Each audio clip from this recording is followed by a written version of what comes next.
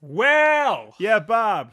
we've been rewatching the prequels. Yes, we have. Let's talk about them. I think we should.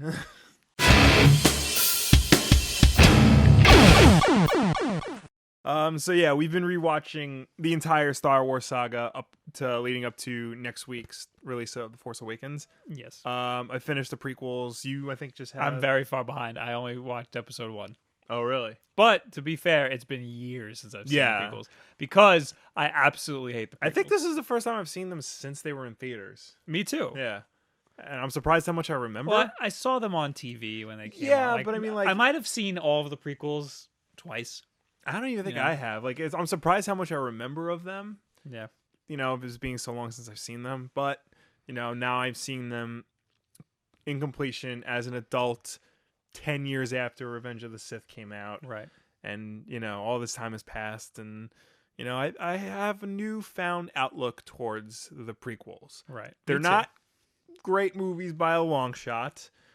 But I no longer think of them as the worst things in the world. Well, I only saw episode 1 so far. Right. Rewatched episode 1. Right. Much better than I remember. Right. Not a terrible Star Wars movie. A good movie. Yeah, it's decent enough. I mean, you know, you can certainly see, like, you know, Lucas was out of the game. Like, it was the first movie he actually directed since A New Yeah. Hope. You know, so, like, he's a little bit rusty here and there. At certain points, it seems more like he was just trying out new filmmaking technologies and things like that over, you know, making, you know, good stories. But, you know. It felt like a smaller scale, like a very, very small scale movie because You think so? the whole galaxy wasn't at stake in that movie. It was the planet of Naboo, Right. which is a completely arbitrary planet. They made up this planet just for this movie. That planet should have been, you know, like No, I mean, because, you know. Alderaan. Seeing a new planet, like, that's not a problem. Like, I want to see new planets in episode 7. So, like, Yeah, but the whole thing was on Naboo, and I had no, it zero wasn't. connection. Like, some of it was on but it was Naboo. all about Naboo. Yeah, it was about Naboo, but they traveled to more places in that movie than they did in A New Hope. And I just still think it would have made more sense if it was Alderaan. It would Because have. it would have put a lot more weight on Alderaan. It would have put a lot more weight on it. You're right. You know, and then we don't see Alderaan until the very end of episode 3.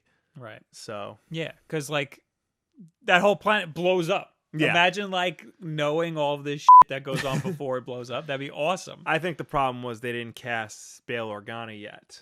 He doesn't show up Oh, until okay. episode 2. Yeah. Yeah, that's probably why. Another issue I have with episode 1 is that it starts off with the 2 Jedis fighting all these people, being all cool and stuff. Yeah. I think it should have started off from Anakin's perspective, just like how episode 4 started off from Luke's perspective. He's getting swooped up by the Jedi. Going on, you know, it's a story that builds you up. Luke's perspective didn't come in until like 20 minutes into episode 4.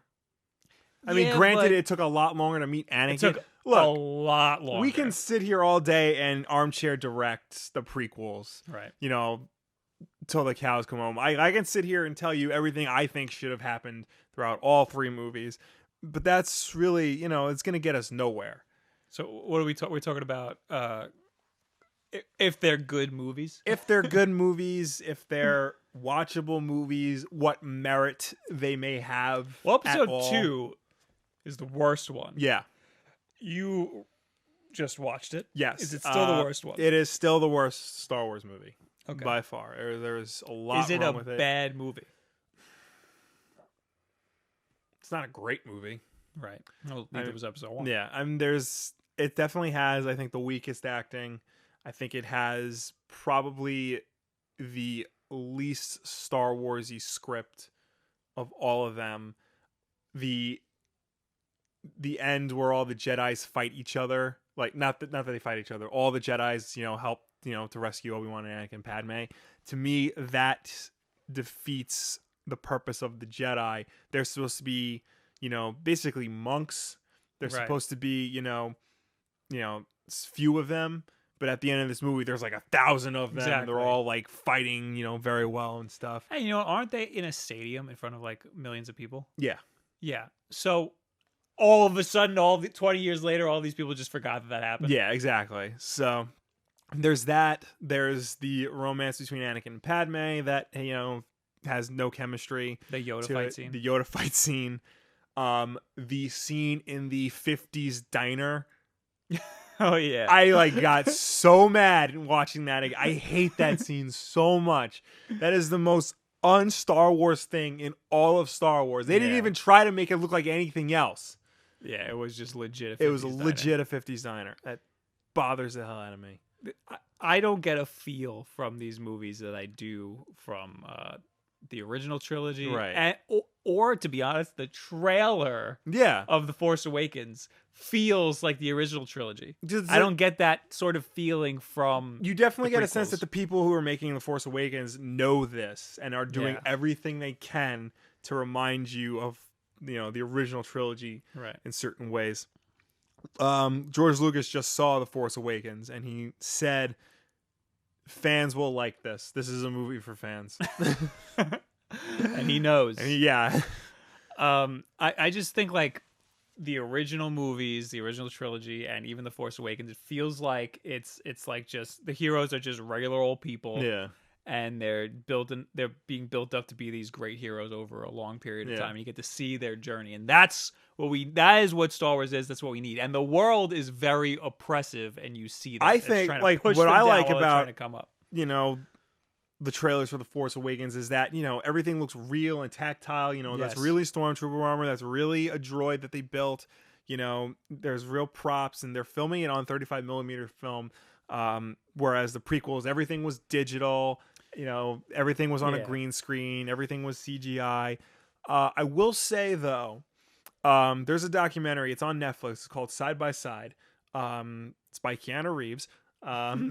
It's about how Hollywood's new transition from 35 millimeter film to digital film. And Keanu Reeves is talking to George Lucas about it.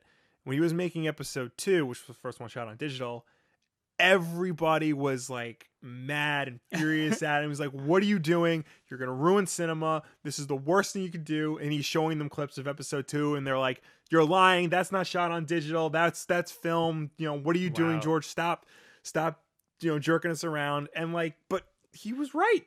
Everything's shot on digital now. Everything's, green screen now. Yeah. So, I mean, like it or not, if you think about it, the prequels did what A New Hope did all the way back in the day. They ushered in a whole new era of filmmaking. I am going to say that The Force Awakens does have a lot of CGI in it. Yeah. It doesn't look like it because they did a really good job on it. And it also has a ton of practical. Like, it's got a lot of practical. Like, they built a full-scale Millennium Falcon. Yes.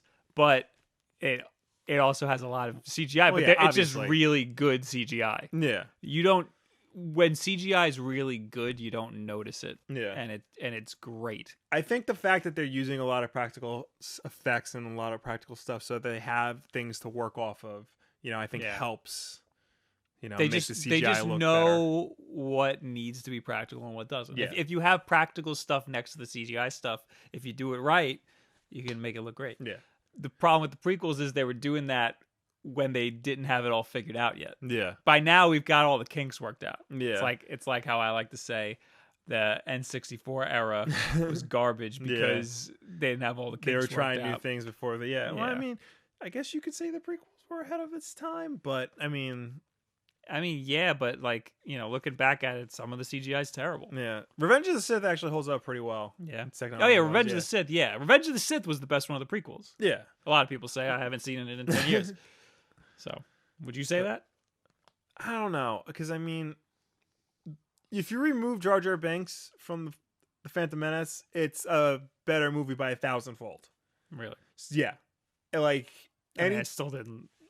Like, honestly, like, because I remember years ago I saw, it's called the Phantom Edit. Oh, yeah. Where they removed every single Gungan from the movie, and it is a much better movie. You still got, poor Jake Lloyd run around screaming yippee everything, but and Phantom Menace, like, they did use practical sets. They used 35 millimeter film.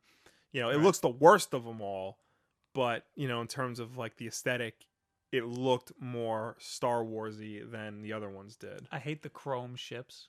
Yeah. because like in like early computers, like Chrome was like the coolest way to show something in like in CGI. Yeah. Because you can just render the environment around it and like map it on top. People are like, whoa, that looks so shiny. Yeah, I hate the Chrome shifts because in the original series everything was lived in and dirty and Yeah, everything that was put too. together. Everything looks clean in the prequels. I want that You like know? I want that like like that sci-fi punk like Yeah. like They like started beat like up. to move more that direction in the later films, but by then you're just like, everything still looks too clean. Yeah, everything.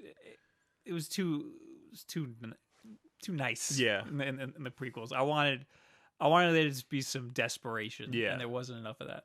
Yeah. And you had all of these Jedis. It was just too powerful. Yeah. You need one guy. All the odds are against him. Or if there is going to be like a Jedi council, like spread them out. Don't have Or- like hundreds of them. or have them super in peril. Yeah. Like there's no way they could make it out of this. Yeah. So, but from everything we've seen, it looks like that's not the case. I'm thinking more and more that Luke Skywalker's going to be a bad guy. Thinking more and more. I can't believe that. I don't want that, and I don't think it's going to happen. I will probably. But I'm thinking more and more. I will probably stand up and scream at the screen if that happens. I'm thinking more and more that's going to happen. That will be so heartbroken. I will hate everything. I know. Life's sad. Yeah. Anyway, what do you guys think? About the prequels or Force Awakens next week. Woo! Next week we're gonna see it on Thursday Yeah. at night, and we're gonna maybe do like a reaction video for it, and Yeah. we'll put it up whenever the hell we feel like it. So probably that Friday. Yep. Yeah. So thank you guys very much. Have a good week. Oh, leave in the comments below, us on Twitter, all that other stuff. What he said. Yeah, you guys know. Yeah.